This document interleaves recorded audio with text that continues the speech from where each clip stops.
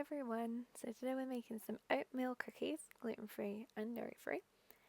And these are kind of on the healthier side as far as cookies go. There's no actual sugar put into these really, just mostly honey. So I hope you enjoy. So we're going to start with some gluten-free oats. If you can eat gluten, then just use normal oats.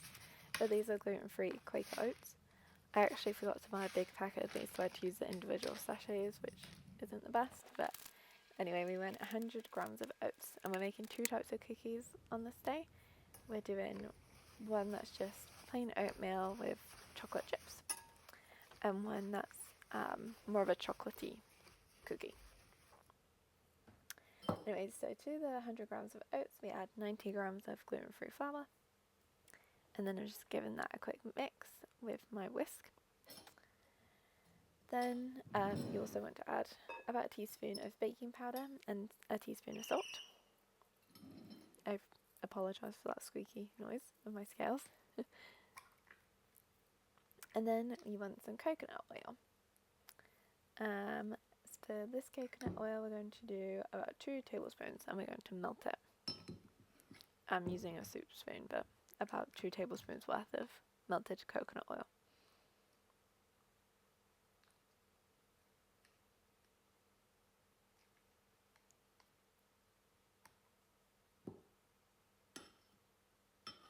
Then I just go melt that in the microwave.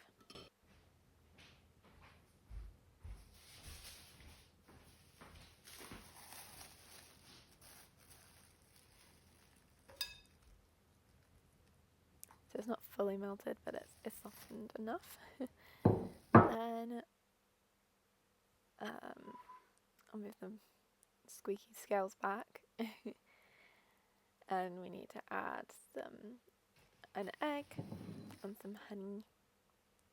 So we need about 100 grams of honey and 1 egg. I used medium eggs, I believe. I did get this recipe off online somewhere. I will link it below. I don't remember who it was or where I got it from now. But when I was younger, I used to make these cookies that Miranda Kerr made. I remember it was her recipe, or something she made. And these are very similar to that, so I wanted to make cookies like those. This is 100 grams of honey.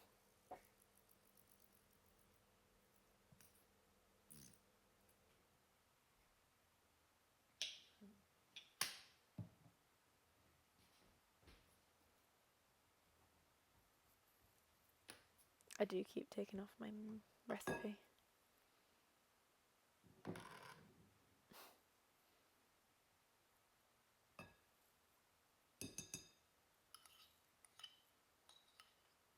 Make sure I get every drop of honey.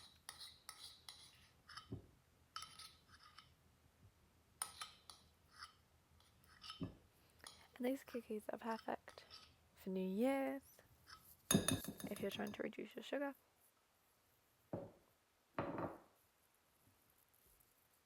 So we'll mix this all together.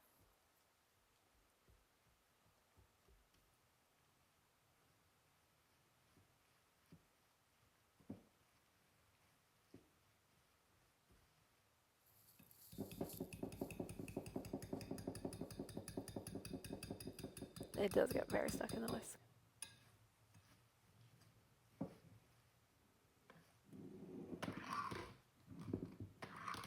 Those scales.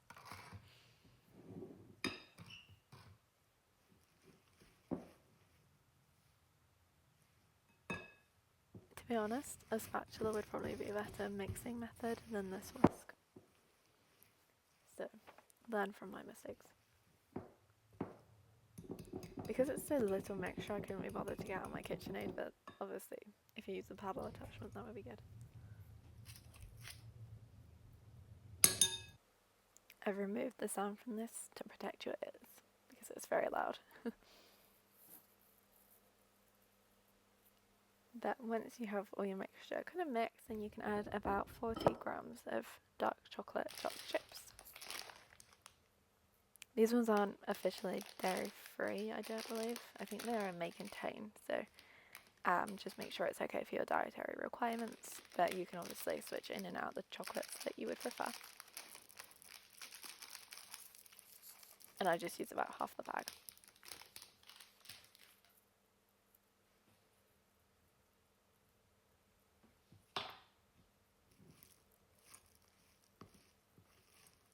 You can see it's quite a soft dough, and we do need to firm it up in the fridge before we bake it. And I love those dark chocolate chips. I just get them from Tesco, and they remind me of the chocolate inside a pain au chocolat, if that makes any sense. I just think it's delicious.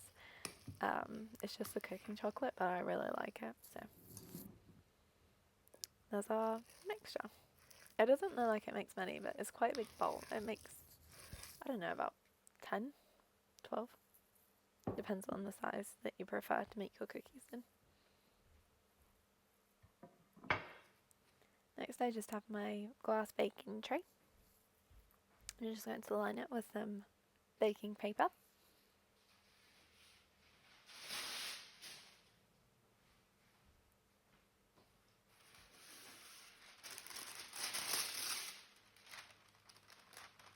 I didn't have any problems when they're sticking, but you might want to add some spray, oil spray, if you are worried about that. And then I just measure them out into just small amounts, about a spoonful. I didn't get my cookie scoop out, but about cookie scoop worth.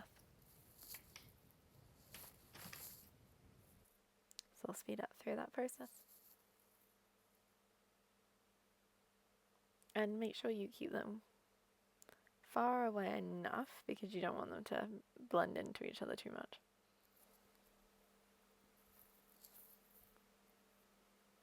They do spread out a bit as you bake.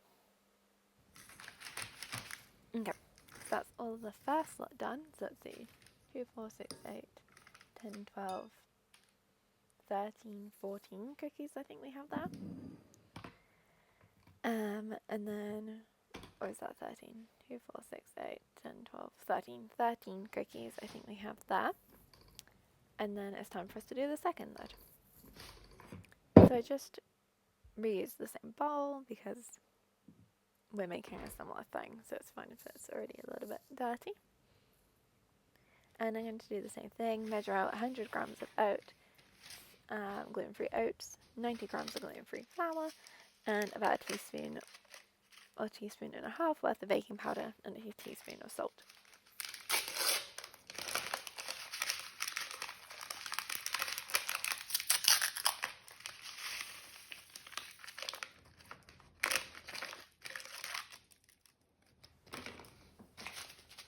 Once you've got that all measured out, add in 1 egg, 100 grams of honey, and instead of doing 2 tablespoons of melted coconut oil, this time we're doing 2 tablespoons of a spread that I found. So I'll show you that in a minute. Oops.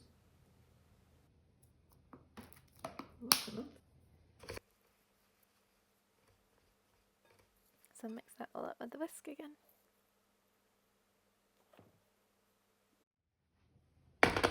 Now to measure out our spread, again I'm just reusing the honey bowl from before. It's a sunflower seed butter with cocoa in it. It's really good. It's got less fat in it than coconut oil, so these ones don't spread out as much, but they still turn out really great. In fact, they kind of turn out more like balls that spread out just a little bit. So they're great for like maybe packed lunches. And I'm doing 2 tablespoons of that.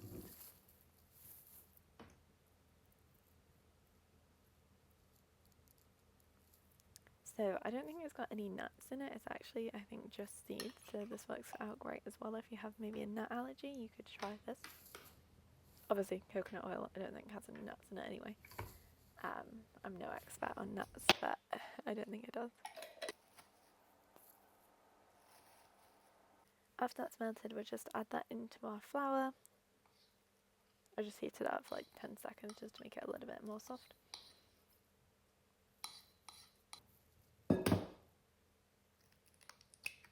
And then we'll add the rest of the ingredients. So the egg, the honey, and chocolate chips, the rest of the packet.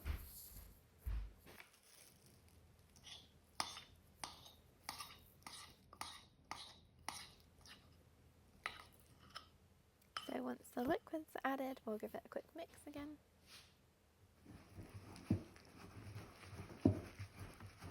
And then once that's all nice and combined, and there's not too much random flour just at the sides of the bowl, we can add in the rest of our chocolate chips from that packet. Give that all a mix in, and then we have our second lot of cookie batter.